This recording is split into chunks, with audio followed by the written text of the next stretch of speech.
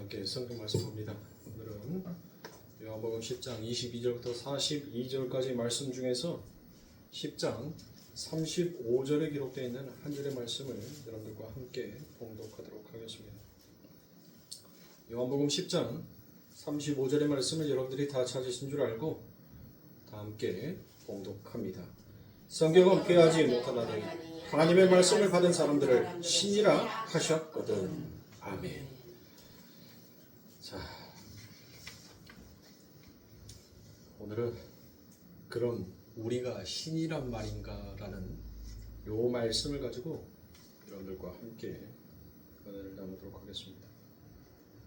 우리는 요한복음 10장 22절부터 42절까지의 이 말씀들을 여러 가지 배경과 그 안에 담겨져 있는 성경의 말씀들을 통하여서 진정 하나님께서 우리들에게 하시고 싶어하는 그 은혜의 말씀이 무엇인지를 여러분들과 함께 나누었습니다. 그리고 오늘 우리가 함께 읽었던 요한복음 10장 34절부터 39절까지의 말씀에 담겨져 있는 그 하나님의 내용이 무엇인지를 여러분들과 함께 살피고자 합니다. 그리고 난 다음에 다음 시간에는 여러분들이 너무나도 잘 알고 있는 나사로야 나오너라라는 요 말씀을 가지고 여러분들과 함께 은혜를 나누도록 하겠습니다. 그래서 1부의 마지막인 이 요한복음 10장의 그 내용이 무엇인지를 여러분들과 다시 한번 여러분들 복습하면서 오늘의 말씀으로 쭉 이어져 가도록 하겠습니다. 이 요한은 하나님의 절기라고 할 수 없는 수전절과 그리고 또 겨울, 솔로몬의 행각이라는 그 의미와 배경에 대해서 하나님의 은혜가 무엇인지를 이 요한은 우리들에게 설명을 합니다. 그리고 또한 오직 하나님만 목숨을 버릴 권세가 있다라는 말씀을 가지고 여러분들과 은혜를 나누었죠. 그리고 유독 이 사복음서 중에서 이 요한복음에서만 예수 그리스도를 가리켜서 어린 양이다라는 그 말씀을 사용하더란 것이에요. 그래서 그 어린 양이라는 그 단어가 가지고 있는 그 뜻이 바로 자신의 목숨을 버려 죄악된 백성을 구원할 수 있는 분은 오직 예수 그리스도임을 가리키고 있더란 것입니다. 그러면서 우리가 지난 시간에 나는 너희들에게 생명을 주러 왔다라고 그와 같이 말씀을 했죠. 내가 너희에게 생명을 주러 왔는데 너희는 왜 나를 자꾸 죽이고자 하느냐는 것입니다. 여전히 하나님의 은혜와 사랑을 거부하는 죄악된 인간의 본성이 어떠한 것인지를 연실히 보여주는 그 구절들이 바로 요한복음 10장 34절부터 39절에 속해 있는 말씀이더란 것입니다. 그런데 이 34절부터 39절에 담겨져 있는 거기에 아주 웅숭 깊은 메시지가 들어있더란 것이에요. 예수님은 자기를 돌로 치려는 자들을 향하여서 외쳤습니다. 내가 하나님의 권능을 힘입어서 너희들에게 선한 일을 많이 보여줬다라고 그와 같이 얘기해요. 그렇죠? 예수님께서 선한 일을 많이 보여줬죠. 그들에게 뭘 보여줬어요? 기적도 보여줬지 않습니까? 기적만 보여줄 뿐만 아니라 뭐 했어요? 병자 또한 고쳐주지 않았습니까? 그리고 먹을 것도 대주었는데 왜 나를 죽이려고 그래? 라고 그랬더니 이 유대인들이 말하기를 무엇이다라고 얘기합니까? 내가 여러 가지 기적들을 일으키고 선한 일을 한 것은 내가 인정한다는 거예요. 그건 인정해. 그래 네가 기적을 일으키고 병자들을 고치고 우리들에게 오병이어의 그 기적을 통하여서 우리를 배불리 먹여줬던 거 그거는 선한 것으로 우리가 인정해. 그런데 뭐라는 거예요? 너 자신을 하나님이라고 그랬잖아. 어떻게 너는 그런 참담된 증거로 율법에서 참담된 죄를 지은 자는 돌로 쳐 죽이라고 했으니까 그래서 우리는 너를 죽이고자 한다는 것입니다. 그때 주님께서 하신 말씀이 무엇을 얘기합니까? 참 놀라운 대답을 하십니다. 주님은 바로 시편 82편의 말씀을 인용해서 하나님의 율법을 가지고 재판을 하고 그 율법을 가르쳤던 유대 방백들의 그 실패와 당신의 하나님 되심을 확실하게 비추어 밝히더란 것이에요. 그 34절과 35절은 상당히 논란이 많은 구절이기도 합니다. 34절과 35절을 보시면 율법이 하나님의 말씀을 받은 자들을 신이라 했다라는 말이 나오죠.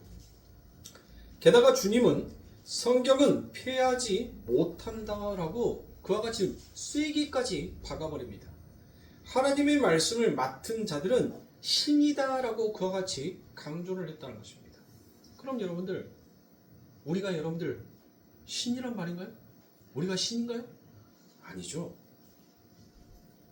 우리 성도들이 천국에 가는 순간 우리는 모두 신이 된다라는 그와 같은 그 말이 아닙니다. 우리는 신적 존재로서 하나님이 누리는 모든 것을 누리게 될 뿐이에요. 어디에서? 천국에서. 그러나 신이 되는 것은 결코 아닙니다. 신은 오직 하나님 한 분뿐밖에 없는 거예요. 인간이 신이 될 수가 없습니다. 아무리 성화의 단계에 올라간다 하더라도 인간은 신이 될 수가 없는 존재입니다. 오직 신은 하나님 한 분뿐이더란 것이에요. 우리가 신이 되는 것이 결코 아닙니다. 그렇다면 지금 예수님께서는 35절에서 도대체 무슨 말씀을 하고 있느냐는 거예요. 이 구절이 인용된 시편 82편의 말씀을 우리가 한번 살펴보도록 하겠습니다. 시편 82편 1절부터 8절의 말씀입니다. 하나님이 하나님의 회 가운데 서시며 재판장들 중에서 판단하시되 너희가 불공평한 판단을 하며 악인의 납보기를 언제까지 하려느냐 셀라. 가난한 자와 고아를 위하여 판단하며 곤란한 자와 빈궁한 자에게 공의를 베풀지며 가난한 자와 궁핍한 자를 구원하여 악인들의 손에서 건질지니라 하시는도다. 저희는 무지무각하여 흑암 중에 왕래하니 땅의 모든 터가 흔들리도다. 내가 말하기를 너는 신들이며 다 지존자의 아들들이라 하였으나 너희는 범인같이 죽으며 방백의 하나같이 엎드려지리로다. 하나님이여 일어나사 세상을 판단하소서. 모든 열방이 주의 기업이 되겠음이니이다 라고 이렇게 시편은 지금 말씀하고 있습니다. 자, 여기에서 중요한 단어는 바로 6절 말비의 그러나입니다. 그러나 이 말씀은 하나님께서 그분의 백성들에게 법을 집행하는 일에 있어서 그의 대리인으로서 하나님의 대리인으로서 여러분들 뭐하게 한 거예요? 행하도록 위임하신 그 유대인들의 방백들에게 하신 말씀입니다. 그러니까 이 말 뜻이 여러분들 무엇이냐면, 자, 하나님을 대신해서 여러분들 그들이 뭐를 했어요?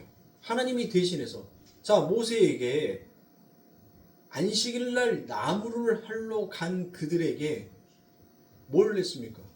어떻게 해야 할지 그들이 갈팡질팡했단 말이에요. 재판장들이. 근데 하나님께서 말씀을 하잖아요. 그를 성전 밖에, 성 밖에 데리고 나가서 그를 돌로 쳐 죽이라라고 얘기를 한단 말이에요. 그러면 여러분들 뭘 했어요? 그 말을 듣고 모세가 그를 성 밖으로 데리고 나가서 돌로 쳐 죽이라라고 말을 하죠. 그러니까 지금 하나님으로부터 그 말을 듣고 그 법을 받아서 위임받아서 뭘 하는 거예요? 그 법을 집행하는 거잖아요. 그렇죠. 자, 그들은 하나님을 대신하여서 심판했고 그들이 율법에 근거하여 내린 선고는 곧 하나님의 선고가 되었고 또 그들의 심판은 하나님의 심판이 되었으며 그들에게 반역하는 자들은 곧 하나님 앞에 반역하는 자들로 그와 같이 여겼단 말이에요.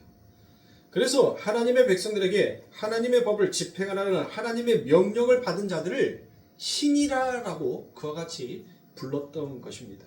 왜냐하면 그들이 하나님의 일을 위임받아 대신하고 있었기 때문에 무엇을 근거로?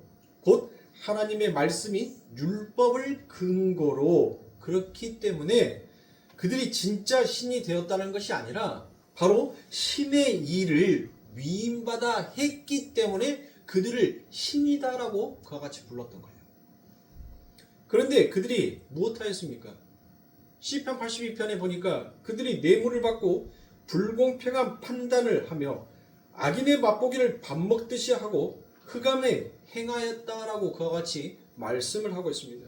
그 말은 하나님의 뜻을 위임받아 하나님의 뜻에 맞게 공의를 행할 그는 신인데 그런 자가 여러분들 있었다는 거예요? 아무도 없었다는 거잖아요. 아무도. 우리가 신이라는 이야기가 아닙니다. 오히려 거꾸로 그 반대의 이야기를 하고 있는 거예요.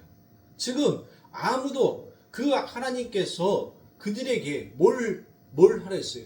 공정하게, 공평하게 너희가 어떤 뇌물을 받거나 누구와 정이 있어서 누구와 친분이 있어서 그 판결에 너희의 마음이 좌지우지 되는 것이 아니라 오직 하나님의 율법, 하나님의 말씀에 근거하여서 너희는 공정한 재판을 해야 하는데 그들이 그렇게 했다는 거예요?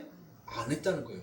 그러면서 여러분들 뭘 강조하는 거예요? 이 말은 너희들이 신이냐라고 신이 되었다라는 그 말은 뭘 강조하는 거예요?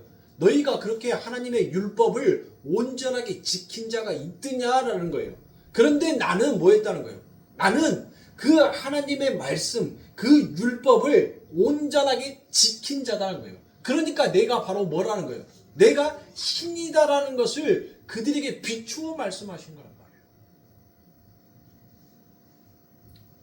이해가 가실 줄 믿습니다. 그런데 너희들이 왜 나를 죽이려고 그냐는 거예요. 아니 나는 지금까지 왔을 때 하나님의 그 율법에 근거하여서 하나님의 그 말씀에 근거하여서 나는 뭘 했다는 거예요? 공의롭게 재판을 하였고 불쌍히 여겨야 할 자를 불쌍히 여겼다라는 거예요. 그 하나님의 율법에 근거해서 하나님의 그 말씀에 근거해서 나는 모든 것들을 다 행하였고 그렇게 하나님의 모든 말씀을 행하는 자들을 너희들이 신이라고 불렀음에도 왜 나를 신으로 인정하지 아니하고 되려 나를 죽이려고 너희들이 드냐는 거예요. 왜 나 죽이려고 그래? 너희들이 그렇게 자랑하던 그 율법의 근거에서 나는 모든 것들을 지켰는데 나는 온전하게 공의와 공평으로서 긍휼과 사랑으로서 나는 그 하나님의 말씀을 철저하게 지켰는데 왜 너희들은 나를 신으로 인정하지도 아니할 뿐 아니라 왜 나를 죽이려고 그래? 너희들이 그렇게 자랑하는 그 율법으로 나는 얘기를 하고 있는데 왜 나 죽이려고 그래? 너무나도 여러분들 주력이 전도되어 있지 않아요? 너무나 기가 찬 말인 거예요.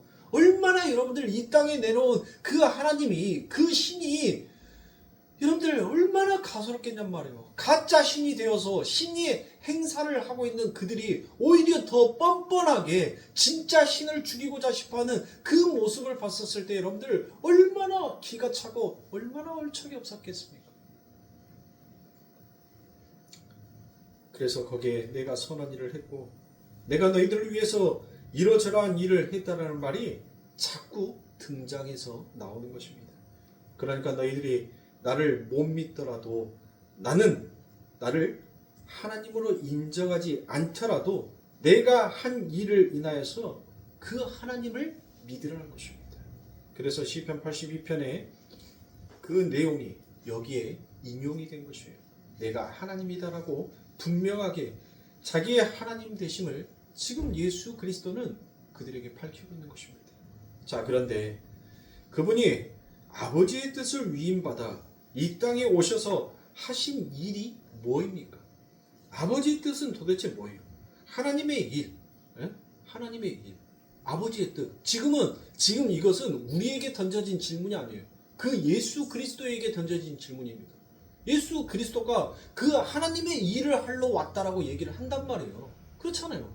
나는 아버지의 그 일을 하기 위해서 온 자다라고 얘기를 하잖아요. 그러면 그 예수님에게 하나님이 그 예수님에게 위임해서 시킨 그 일이 뭐냔 말이에요. 하나님의 일. 바로 뭐겠어요? 아버지가 예수에게 주신 아버지의 백성을 하나도 놓치지 아니하고 다 구원하는 것. 그게 바로 아버지가 내게 시킨 일이라는 거예요. 그런데 여러분들 어떻습니까? 어때요? 그들에게 기적을 보여줘도, 기적을 일으켰는데도 전혀 그들이 하나님을 믿지 아니하는 겁니다. 그러면 이제 어떻게 해야 돼요? 어떻게 해야지? 어떻게 해야지 그들이 믿을까요? 어떻게? 죽어야 돼요. 그들이 죽고 그들이 다시 새로운 피조물로 창조가 돼야 한단 말이에요. 근데 생명을 잃을 권세와 얻을 권세는 누구만 가지고 있다? 그렇죠. 하나님만 갖고 있다는 거예요. 예수님만 갖고 있다는 거예요. 우리에게는 우리가 생명을 잃고 생명을 얻을 만한 그 권세가 우리에게는 없는 거예요. 그래서 내가 지금 죽으려고 하는 것이 바로 그거라는 거예요. 내가 죽어야지만이 너희들이 그 마음이 돌이켜져서 이제 그 하나님의 일이 무엇인지를 너희가 알고 그 하나님을 믿게 되는 것이다 라는 겁니다. 그래서 그 뜻을 위임받아 죄를 심판하고 너희들을 건져내기 위해 내가 죽으려고 한다라는 것입니다. 그게 바로 신이라는 거예요. 그게 진짜 신이라는 것이에요. 그걸 하나님이 신이다라고 이야기를 했습니다. 내가 신이야. 바로 내가 그 일을 하려고 온 자다라는 것을 이야기해 주는 것입니다. 그런데 너희들을 왜 나를 죽이려고 그래? 라고 예수님이 그렇게 이야기를 하시더란 거예요. 여러분 보세요. 이러한 바리새인들의 모습이 지금 우리들의 삶 속에서 여전히 나타나 있지 않습니까? 우리는 구원받았다고 하면서도 여전히 바리새인들처럼 나의 행위와 나의 자격 그리고 나의 열심을 하나님 앞에 열심히 내놓고 있더라는 것이에요.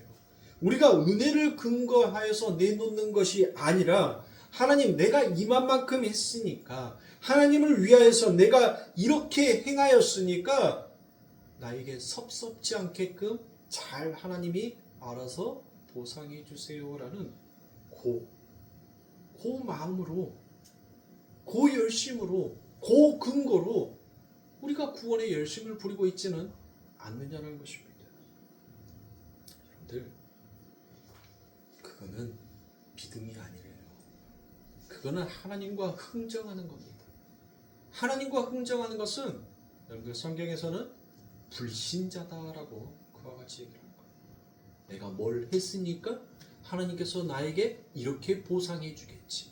그건 신자다라고 할 수가 없습니다. 어떻게 여러분들 그 생명의 값을 우리가 무엇으로 지불할 수가 있겠냔 말이에요. 그 은혜를 우리가 무엇으로 갚을 수가 있겠습니까? 근데 우리는 그 은혜 앞에서 여러분들 거래를 하려고 하지 않느냐는 거예요. 그게 바리새인이라는 거예요. 그게 우리의 모습이라는 것입니다. 그럼에도 불구하고 우리는 여전히 그런 모습임에도 불구하고 자신의 목숨을 던져 우리를 건져주시는 게 바로 예수 그리스도의 은혜인 것입니다. 생명은 오직 주님께만 있습니다. 나의 노력이나 나의 열심, 나의 자격 등으로 얻어낼 수 있는 것이 결코 아니더란 것입니다. 오직 주께만 있는 그 생명이 우리에게 거저 부어지는 것을 바로 우리는 구원이다라고 이야기를 합니다. 그래서 요한복음 1장에서부터 10장까지 해서 우리 인간들의 불가능함과 무력함 그리고 장난하게 그 모든 죄들이 폭로되지요. 그리고 11장에서부터는 그럼에도 불구하고 그들에게 쏟아 부어지는 하나님의 그 은혜의 실행이 바로 파노라마처럼 여러분들 쭉 그려져 나아가더란 것입니다. 우리는 그 하나님의 열심 앞에서 납작 엎드려져서 나를 부인하고 나의 무력함을 인정하고 하나님의 은혜만을 의지하며 여전히 이렇게 불가능한 나임에도 불구하고 우리 주님께서 나를 위해 십자가에 달리셨다는 그 은혜의 복음 속으로 우리는 그냥 풍덩 빠져 들어가기만 하면 되는 거예요. 그것을 인정하기만 하면 되더란 것입니다. 생명은 우리의 행위나 우리의 손에 달려있는 것이 결코 아니기 때문입니다. 주님의 손에 달려있는 것이기 때문에 우리의 실수와 실패와 우리의 절망과 우리의 어리석음까지도 우리의 구원을 결코 방해할 수가 없습니다. 그러니까 여러분들이 예수님을 믿고도 나는 왜 예수를 믿었는데도 불구하고 여전히 이 모양 이 모습이지라고 그와 같은 여러분들 생각에 여러분들이 걸어가야 할 그 구원의 길이 흔들려서는 결코 안 되는 것이에요. 그거는 예수를 믿는 것이 아니라 누구를 믿고 있는 거예요? 내 자신을 믿고 있는 것입니다. 여러분들 실패해도 괜찮아요. 여러분들 실패해도 괜찮고 절망 가운데 빠져도 괜찮고 넘어져도 괜찮아요. 왜? 예수 그리스도께서 우리를 이끌어 주시니까. 그분의 계획은 여러분들 천지가 없어진다 할지라도 그 하나님이 세우신 계획은 여러분들 그 천지가 없어지기 전에 반드시 이루어질 언약의 말씀이기 때문에 내가 어떠한 모습이라 한다 할지라도 그 하나님의 흐트러짐 없는 계획은 변화가 없는 거예요. 여러분들. 내가 넘어져 있다고 자꾸 저거 넘어지네? 이제 계획을 좀 수정해야 되겠어. 그런 하나님이 아니란 말이에요. 그러니까 우리 성도님들 자꾸 내 모습이 왜 이러지? 그럴 때 여러분들 뭘 의지하라는 거예요? 그래요. 예수를 의지하는 거예요. 그때 예수를 의지하는 거예요. 왜 내가 예수를 믿었는데도 나는 여전히 변화되지 않지? 여전히 왜 내는 이 세상의 것들에 있어서 끊지 못하고 여전히 그거에 있어서 매여 있지? 여러분들 그것을 깨달으면 돼요. 그것을 알면 된다는 거예요. 종교는 여러분들 술 먹지 말라라고 그래요. 술 먹지 말라. 그렇죠? 이 대한민국 기독교에서는 특히 술 먹지 말라라고 그와 같이 얘기합니다. 그러면 여러분들 외국 사람들은 외국에 있는 기독교인들은 구원 못 받나요? 율법을 어겼으니까. 그거랑은 하나님이 아무런 상관이 없다는 거예요. 하나님은 뭐라는 거예요? 술 먹지 말라가 아니라 그 술에 네가 정복당하지 말라는 거예요. 그 술에 의해서 네가 정복당하지 말라는 거예요. 죄에 네가 정복당하지 말라는 거예요. 나는 너의 그 죄를 정복하기 위해서 온 자니까 그 죄에 너희가 정복당하여서 거기에서 절망을 느낄 필요가 없다는 거예요. 예? 근데 자꾸 하지 말래. 요것도 하지 마, 저것도 하지 마, 이것도 하지 마. 뭘 그렇게 하지 말라는 게 맞냔 말이에요. 예? 뭘 하지 말라는 게 그렇게 많아요. 전부 다 지키지도 못할 거면서 법만 만들어놔, 법만 먼저 세워놔. 그래놓고 그거 어기면, 그거 못 지키면 나쁜 사람, 믿음 없는 사람, 실없는 사람 그렇게 평가를 하더란 거예요. 그게 공의롭지 못한 평이란 말이에요, 여러분들. 그러니까 여러분들이 신앙생활을 하면서 그 구원에 흔들리지 말란 말이에요. 주님을 바라보면 우리의 구원이 흔들리지 아니함을 여러분들 알 수 있습니다. 그래서 예수님께서 말하잖아요. 너희의 열심, 너희의 노력, 그거는 모래 위에 세운 성처럼 늘 흔들릴 거야. 그런데 너희가 나를 바라보면 너희는 결코 흔들리지 아니할 거야. 왜? 나는 내 아버지 하나님께서 내게 맡긴 자를 하나도 남김없이 전부 다 구원하기 위하여서 왔으니까. 그리고 그렇게 오신 예수 그리스도께서 그 십자가에서 뭘 했어요? 그 말씀의 완성을 선포하잖아요. 다 이루었다라는 그 말씀을 선포하잖아요. 그 하나님의 말씀을 믿으라는 거예요. 그 말씀을 믿는 자는 내 신앙의 모습을 보면서 그래, 이래서 내 인생에 예수가 필요하구나. 나의 열심, 나의 노력, 나의 가치, 나의 됨됨이, 그리고 나를 세상이 어떻게 평가해 줄까라는 그 세상의 눈치가 아니라 하나님이 나를 어떻게 바라보고 있는지, 그걸 바라보니까 우리 하나님은 나를 어떻게 바라보고 있어? 응? 곁눈질로 째려보고 있어요? 너 내가 죽일 거야. 째려봅니까? 우리 예수님께서는 오늘도 죄 가운데 빠져있는 당신의 양들을 위해서 가장 사랑의 눈빛으로, 가장 은혜의 눈빛으로, 가장 용서의 눈빛으로 우리를 바라보고 계시는 거예요. 근데 왜 우리는 흔들리냔 말이에요. 왜 기독교인들이, 왜 크리스찬들이, 왜 하나님을 믿는다라고 하는 사람들이 왜 흔들리냔 말이에요. 마치 자기가 신이 되어 있는 것처럼 착각 속에서 빠져 있으니까 그러니까 흔들린 거 아닙니까? 진짜 신은, 진짜 하나님은 흔들리지 않냐는데, 근데 우리는 흔들린다는 거예요. 그러면 여러분들, 우리는 가짜 아닙니까? 내가 세운 계획, 내가 이루고자 싶어하는 그 계획 하나도 우리는 다 이루어 놓고 가지도 못하는 것이 우리의 인생 아닙니까? 그런데 하나님께서는 당신의 세운 그 계획을 철두철미하게 지키고 이루시고 완성하시는 그 하나님이시더란 거예요. 우리가 나는 왜 예수를 믿었는데도 여전히 이 모양이지 라는 그 모습이 여러분들 내게 비추어졌었을 때 우리가 해야 할 것은 바로 예수 그리스도의 그 은혜의 강물에 우리의 몸을 던지는 것밖에 없어요.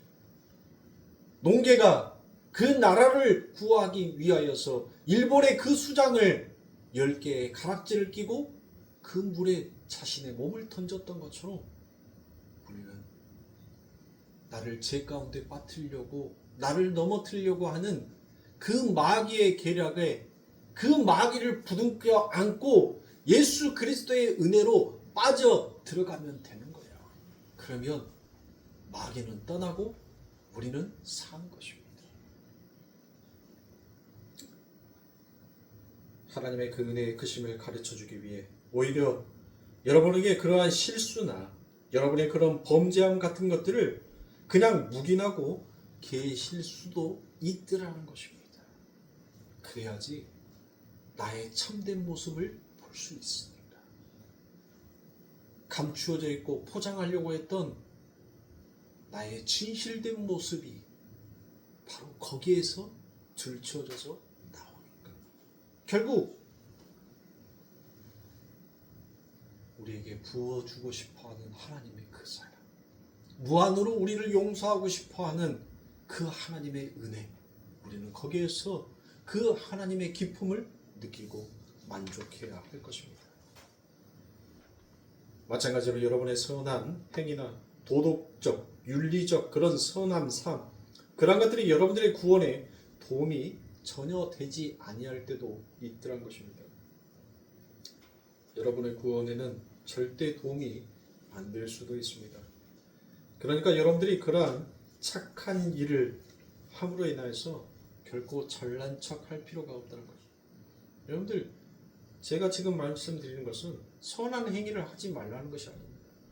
도덕적으로, 윤리적으로 여러분들 바르고 선하게 살지 말라는 그와 같은 말이 아닙니다. 의시되지 말라는 거예요. 의시되지 말라는 거예요. 그게 기본인데 그 기본적인 거 해놓고 나 착한 일 했어, 나 선한 일 했어, 나 아름다운 덕행을 쌓았어, 그렇게 설레발 치지 말라는 겁니다. 그것을 제가 드리고자 싶어하는 것을. 그런데 우리는 어쩌냔 말이에요. 우리의 이 교만한 마음이 하나님 보셨죠? 나도 이렇게 착한 일 할 줄 알아요. 나도 선행할 줄 알아요. 도덕과 윤리적으로 바르게 살 줄 알아요. 라고 오히려 우리의 가치를 내세우려고 하는 그와 같은 우리들의 제약된 마음이 늘 그와 같은 일들을 함으로 인해서 발동하더란 거예요. 내 안에서 잠재적인 그 모토가 순간 돌아가 버리더란 거예요. 그러면 여러분들, 내가 한 것이 선한 일이며 예수 그리스도가 하는 일은 선한 일로 결코 비추어질 수가 없는 것입니다. 유대인들 보세요. 유대인들 자신들이 사회적으로, 도덕적으로, 윤리적으로 자신들은 선민이고 아름다운 사람이고 바른 사람이고 선행을 살았다라고 자신들을 여러분들 인정했던 사람들이란 말이에요. 그러니까 자신 외에 다른 사람들은 그들은 뭐 하는 거예요? 불법을 행한 자다라고 여긴단 말이에요. 그걸 다른 사람들이 한 선행을 선행으로 인정하지 아니하다는 거예요. 그러니까 예수가 한 일이 그들의 눈에는 뭘로 보이는 거예요? 불법으로 보이는 거예요. 불법으로. 그러니까 죽이고자 싶어하는 겁니다. 이게 우리 인간의 본성이란 말이에요. 그러니까 하나님의 그 은혜 앞에서 우리가 너무나도 기본적이고 너무나도 당연한 걸 가지고 자랑하거나 으쌰으쌰 될 필요가 없다는 것입니다. 여러분 요한복음 5장 39절에 보면 너희가 성경에서 영생을 얻은 줄 생각하고 성경을 상고하거니와 이 성경이 곧 나에 대하여 증거하는 것이더라라는 이 말이 있죠. 그렇죠? 그 말은 어리석은 사람들이 성경에서 요구하는 여러 가지 행위들을 우리가 해내면 우리가 구원을 받고 영생을 얻을 것이다라는 바리새인적인 사고를 갖고 그렇게 늘 성경을 접근하려고 들더란 것입니다.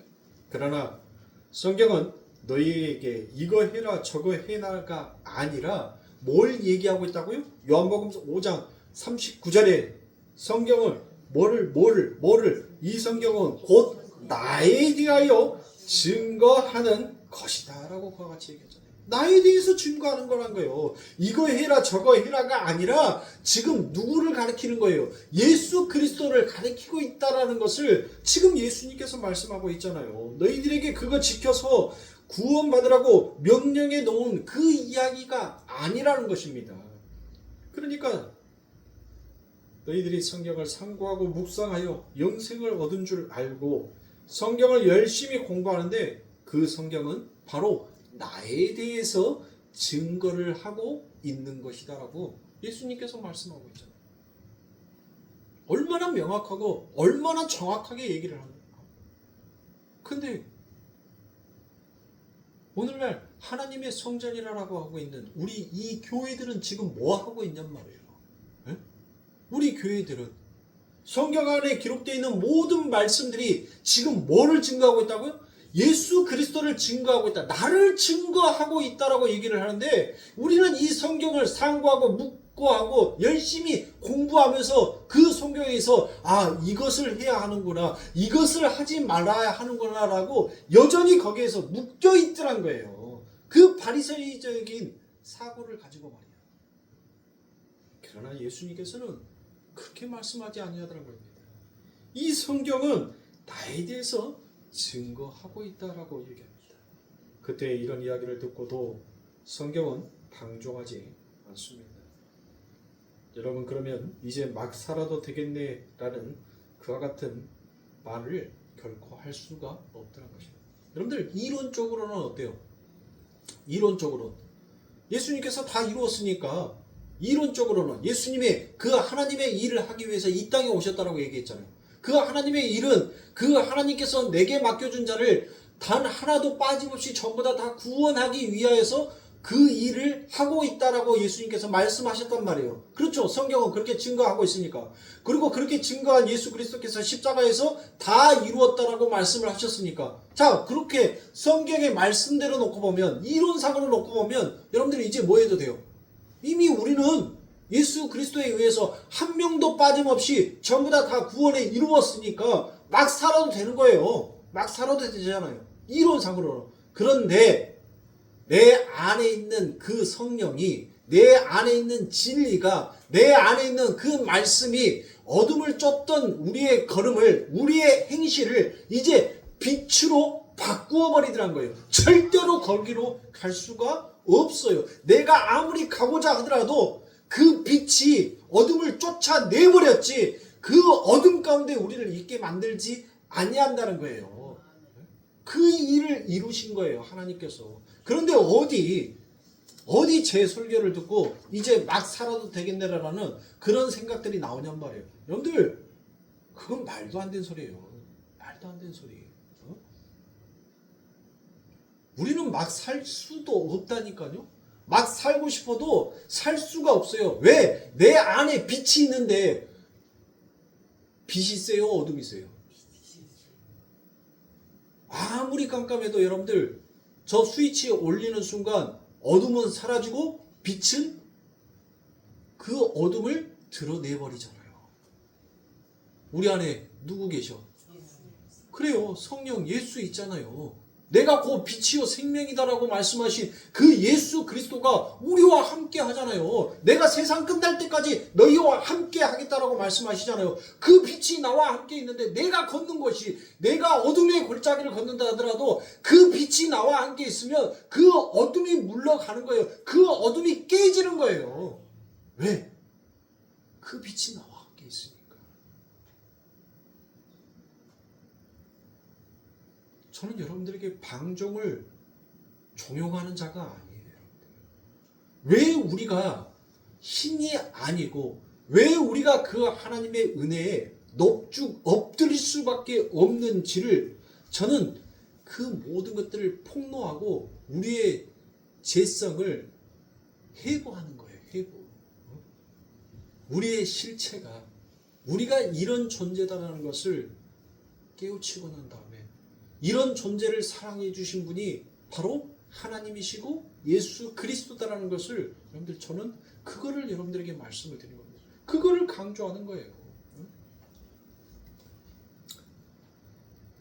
그런데 중요한 것은 그렇게 우리에게 구원을 선물하신 하나님의 은혜가 우리의 삶 속에 들어와서 끊임없이 여러분들 로마서의 말씀처럼 우리에게 뭔 노릇한다? 왕 노릇하고 있다는 거예요. 왕 노릇하고 있다. 응?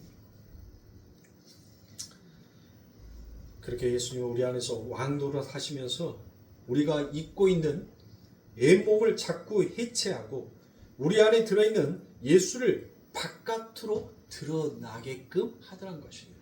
우리가 갖고 있는 옛몸은 여러분들 뭐예요? 옛몸. 옛몸은 어둠이잖아요. 어둠. 그 어둠을 해체시키고 그 빛이 우리 안에 담겨져 있잖아요. 여러분들 어둠이 아무리 꽁꽁 싼다 하더라도 그 빛이 여러분들 그 하면 어때요? 그 어둠이 깨진단 말이에요. 깨져요. 그 빛은 반드시 새 나올 수밖에 없어요. 없어. 여러분들 군대에서 보초를 쓰면 여러분들 담뱃불이 초소에서 병사가 근무 시간도 얼마 길지도 않아요. 근데 고세를 못 참고 이제 한 상병에서 병장 정도 되면 이제 군대 돌아갈 만큼 알잖아요. 눈만 감아도 아 내일은 이번 주는 이번 한 달은 다 머릿속에 깨고 있단 말이에요. 그래서 초소 근무 가면 다 검사를 해요. 담배랑 나이터, 핸드폰 못 가지고 가게끔 다 검사를 해요. 근데 병장들은 이게 도 같았거든요. 교관들이 어디를 뒤질지를 알아. 어디에다 숨겨놓으면 안 들킨지도 알아. 그리고 초소에다가 요 병장들은 뭐 하냐면 저는 운전병이어서 한 번도 야간 근무를 서봤지를 안 했습니다. 근데 동기들이 자꾸 나이트를 좀 사다 달라는 거예요. 너 밖에 나가면 나이트 좀 사달라. 야, 이씨, 너는 뭔 담배를 얼마나 피려고 도대체 나이타를 몇 개씩을 사? 야, 한 개 사면은 그것도 꽤 오랫동안 그거 하지 않냐? 라고 하니까 아, 그냥 돈 줄게 사다 줘. 그러더라고요. 그래서 그래 알았다고 해가지고 나이타를 한 10개를 사다 줬어요. 뭐 한 줄 아세요?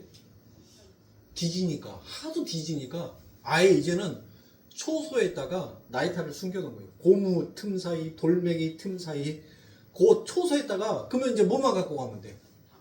그리고 담배만 연초만 이제 어떻게 이제 머리 잘 굴려서 연초만 숨겨갖고 가면 불은 이제 거기 있으니까 해결이 되잖아요. 근데 군단장이 초소를 한 번씩 긴급 순회할 때가 있어요. 야, 차 세워봐. 군단장이 차 세워봐. 너 저기 보면 저거 빨간 불이 켜졌다가 꺼졌다가 너 하지 않냐? 딱 그런 거예요. 심리박. 그러면 4km 밖에서 그 담뱃불이 보이는 거예요. 보여. 왜냐면 밤에 아무것도 초소 있는 데는 불빛 하나도 없어요. 아주 시커매요. 왜? 내가 여기 있다는 것이 식별이 안 돼야 되니까 아주 시커하단 말이에요. 근데 해안소초를 도는데 이렇게 돌렸는데 저 끝에가 바로 그 초소가 있어요. 근데 거기에서 불이 쫙 올라갔다가 얼마 뒤에 또 몇 초 뒤에 쪽 꺼져. 또 몇 초 뒤에 쫙 올라갔다가 또 꺼져. 너 라이트 끄고 1단으로 해서 조용히 가. 그래서 라이트를 꺼버리니까 담배 피는 놈들은 뭐 누구 보라라고 여러분들 거기에 서서 이렇게 하고 쫙 피겠어요? 그래도 아무래도 지는 조금 안 걸리려고 이렇게 숨어서 이렇게 하고 피었을 거 아닙니까? 그러니까 차가 온지 안 온지 못 보는 거예요. 안 본 거예요. 그래가지고 조용히 올라갔는데 이미 냄새가 그 반경 몇 미터 안에 담배 냄새가 쫙 나는 거예요. 군기교육대에 갔어요. 군기교육대. 제가 드리고 싶은 말은 그거예요.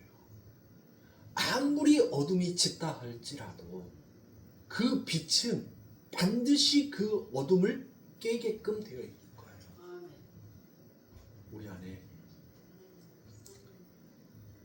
그 빛이 있다면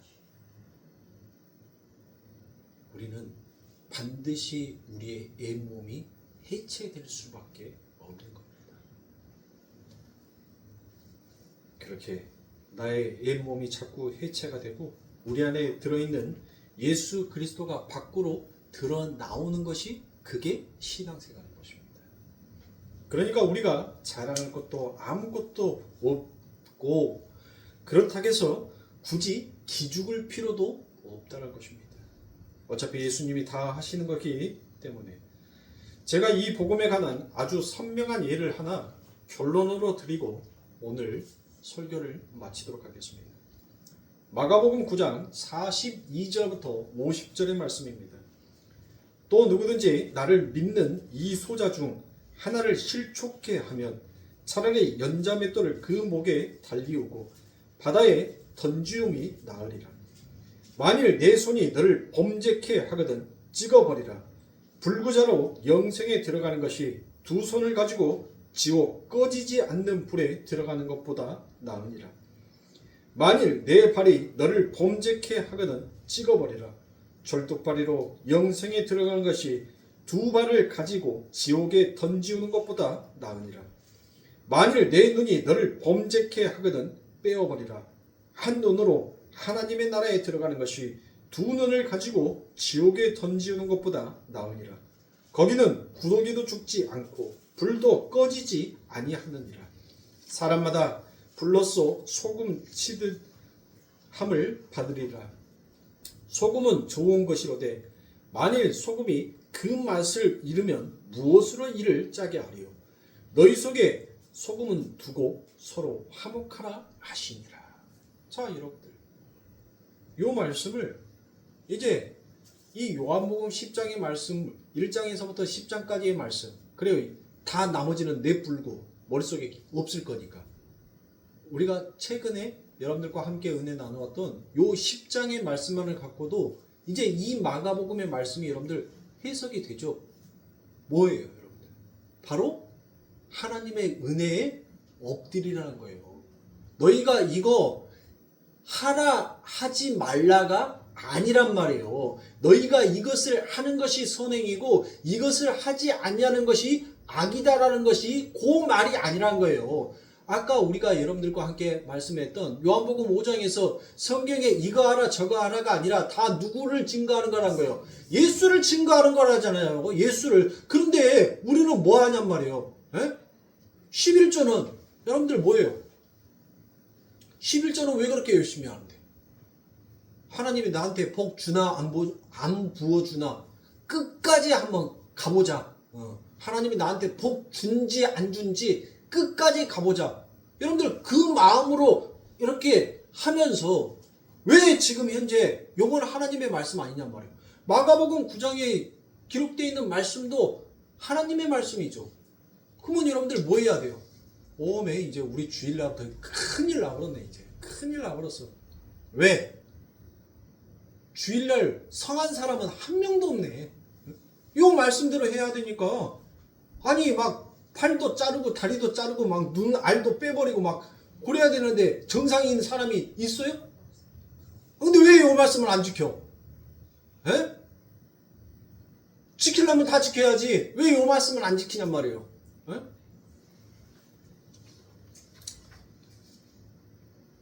여기에서 여러분들 아주 중요한 단어는 마가복음 9장 42절부터 50절까지 말씀에 여러분들 두 단어가 가장 중요한 단어입니다.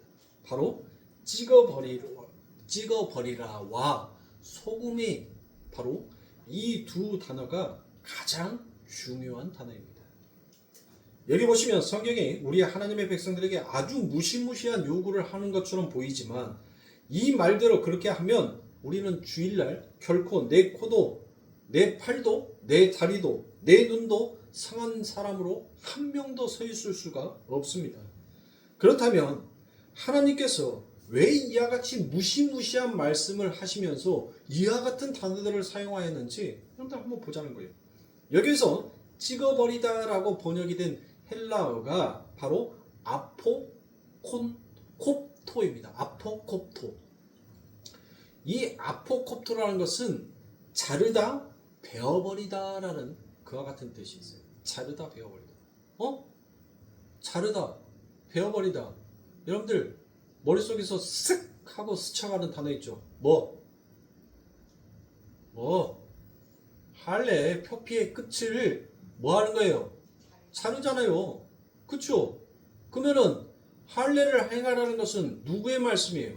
하나님의 말씀이죠. 그러면 이 말씀은 결국 무엇을 말하는 거예요? 언약을 뜻하는 단어인 겁니다.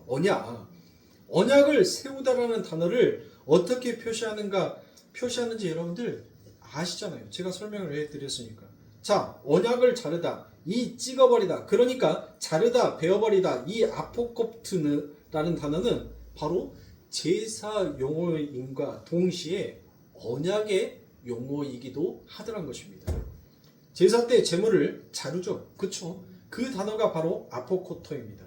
할례를 할 때 할례 언약의 생식의 끝을 자르다, 베다라고 했었을 때 바로 아포콥토라고 얘기합니다. 그러니까 언약의 이야기고 제사 용어의 이야기도 되더란 것이에요. 창세기 15장에 보면 그 쪼개진 고기 사이로 지나가는 하나님의 언약을 여러분들이 기억하실 것입니다. 17장에 쪼개라라고 그와 같이 얘기합니다. 생식의 끝을 잘라라 할 때 할례 언약, 여러분들 다 기억나시고 생각나시죠? 그렇게 이 아포콥토는 제사 제물을 자를 때 쓰인 단어임과 동시에 언약의 언어이기도 하더라는 것입니다. 그 언약, 하나님이 인간들에게 하신 모든 언약, 다윗의 언약, 노아의 언약, 이런 모든 언약들의 원형이 바로 뭘 가리킨다는 거예요? 언약은 여러분들 히브리서 9장 15절에서 무엇이다라고도 표현할 수 있어요? 언약은 유언이다라고 얘기를 하죠. 언약은 유언이다. 그러니까 언약은 유언이다라는 것은 그 유언은 여러분들 뭐 하는 거예요?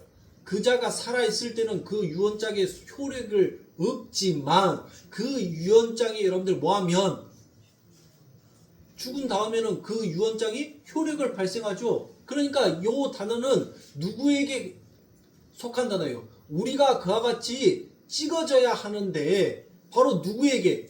예수 그리스도에게 우리의 모든 죄가 그분에게 넘겨져서 그분이 제사 용어가 된 거예요. 언약의 언어가 되어서 그 일을 이루시더란 겁니다.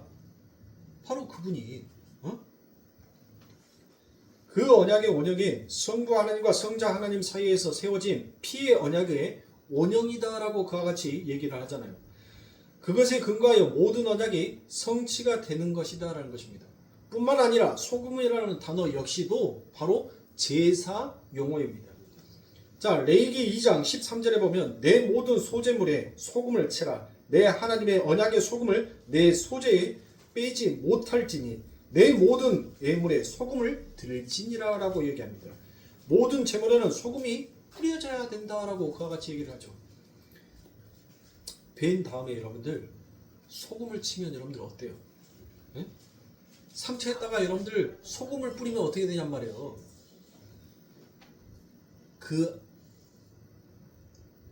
그 잔인함, 그 아픔이 뭔지를 모르겠으면 과일 갖다가 미친 척하고 한번 손 한번 베고 난 다음에 소금물에다가 아유 소독해야 돼. 이거 쇠독 오르면 큰일 나 하고 소금을 터서 한번 손가락 딱 담가보세요. 그러면 지금 그 느낌이 뭔지를 아실 겁니다. 너무나도 잔인하잖아요. 그렇죠. 상처에다가 소금을 뿌리더라는 거예요. 자, 에스겔서 43장 24절입니다. 나 여호와 앞에 받들려다가 제사장은 그 위에 소금을 쳐서 나 여호와께 번제로 드릴 것이며 라고 얘기합니다. 그러니까 마가가 찍어버리라라고 번역이 된 그 아포콥토라는 단어와 소금을 두고 화목하라는 등의 그 소금이라는 단어를 이곳에서 사용하는 것은 바로 참 제물이시며 온전한 제사의 성취자이신 예수 그리스도를 믿는 믿음을 설명하기 위함이었다는 것입니다. 하나님은 손발을 베어버리고 눈을 다 뽑아버리는 한이 있더라도 당신의 백성이 죄와 전혀 상관없는 자로 살기를 원하시는 하나님의 그 마음, 그 처절함, 우리를 향한 당신의 자녀를 향한 그 하나님의 애절한 사랑이 무엇인지를 표현한 것이 바로 마가복음 9장이라는 거예요. 이거 지키라, 지키지 말라 그 말이 아니란 말이에요. 지키려면 다 지켜야지. 에? 지키려면 다 지켜야지. 왜 복 받는 것만 그냥 눈이 빨개질 정도로 여러분들 지키려고 하고 왜 진짜 지켜야 할 것을 하나도 안 지키냔 말이에요. 에? 그 말이 아니란 거예요. 그 말. 그렇다면 이 세상에 온전하게 서 있을 사람이 있어요, 없어요? 한 명도 없어요, 한 명도.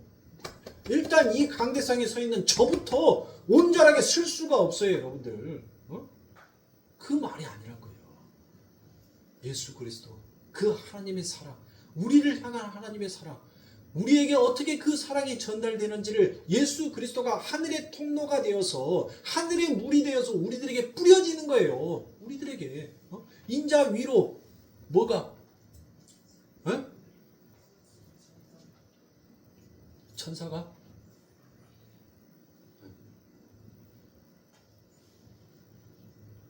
보세요.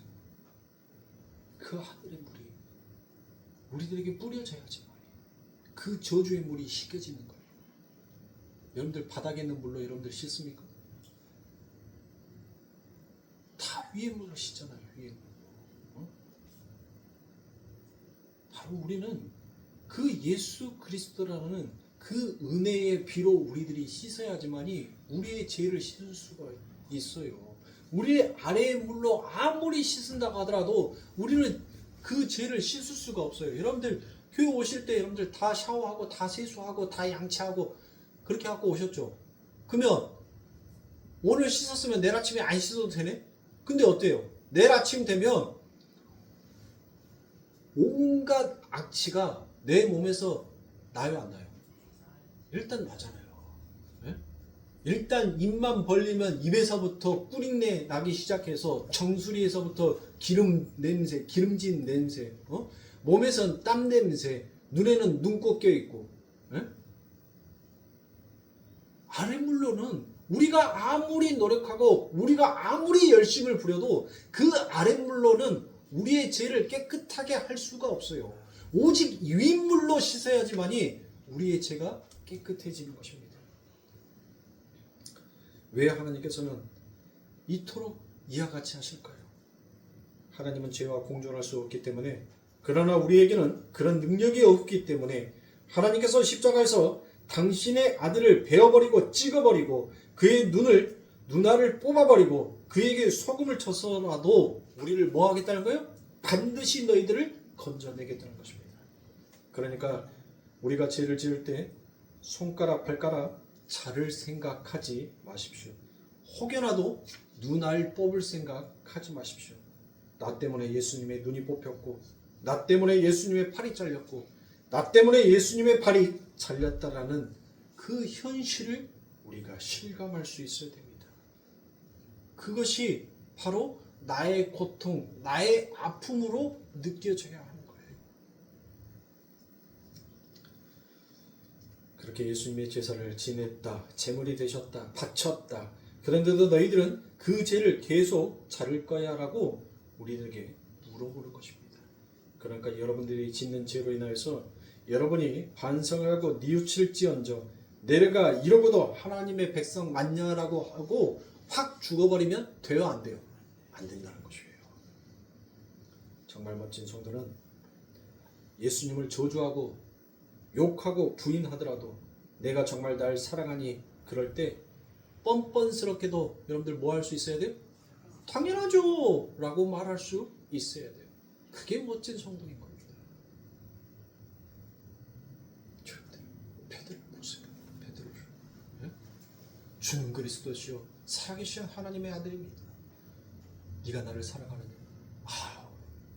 당연히 주를 위해서 초막 3개를 짓고 하나는 엘리야를 위해서 하나님은 하나님을 예수님을 위해서 하나님은 하나는 하나님을 위해서 하나님은 예수님을 위해서 내가 살겠습니다라고 그와 같이 고백했던 베드로. 그렇죠? 근데 그 베드로가 3번 말하니까 아따 사랑한다께요. 그렇게 말했던 베드로가 뭐합니까? 곧장? 몰라. 나 지금 몰라. 욕하고 저주하고 인정하지 않잖아. 그런데 예수님께서 부활하셨네? 그리고 그 베드로에게 찾아왔었을 때 뭐합니까? 사랑하는 나의 주. 여러분들 얼마나 뻔뻔스러워요. 그런데 예수님의 눈에는 그가 멋진 성도랄 거예요. 그가 하나님의 뜻을 진정 잘 아는 자다라고 이야기하는 것입니다. 유다가 되지 마십시오. 뻔뻔한 베드로가 되셔야 합니다. 하나님은 유다가 되기를 원하지 않아요. 하나님은 베드로처럼 그 하나님 곁에 그 하나님이 시키는 일을 완성할 때까지 그가 묵묵히 하나님 곁에 서 있는 자가 되기를 원하는 것입니다. 그래서 우리가 열심히 하나님 앞에 기도하고 성경 말씀을 열심히 상고하고 묵상해야 하는 것입니다. 왜요? 힘써 여호와를 알라라는 그 말씀처럼 우리가 그분의 은혜를 더욱더 깊이 묵상할 수 있는 길은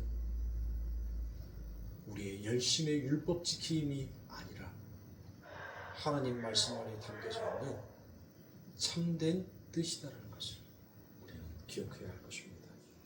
영생은 여러분들이 어떤 기분이어도 여러분들이 어떤 실수를 저질러도 그것과 상관없이 하나님으로부터 쏟아 부어진다는 것, 우리는 하나님이 기뻐하시는 삶으로 한 발 한 발 다가설 수 있어야 되는 것입니다. 그 하나님의 은혜 앞에 풍덩 우리는 잠겨질 수 있어야 하는 겁니다. 그렇게 우리 사랑하는 성도님들, 우리 하나님의 그 사랑, 여러분들을 향한 변함없는 그 아버지의 하나님의 언약과 그 은혜와 그 사랑이 여러분들이 세상 끝날 때까지 아버지 하나님의 시키는 그 일을 모두 마치는 그 순간까지 우리 아버지 하나님께서는 여러분들을 떠나지 아니하실 겁니다.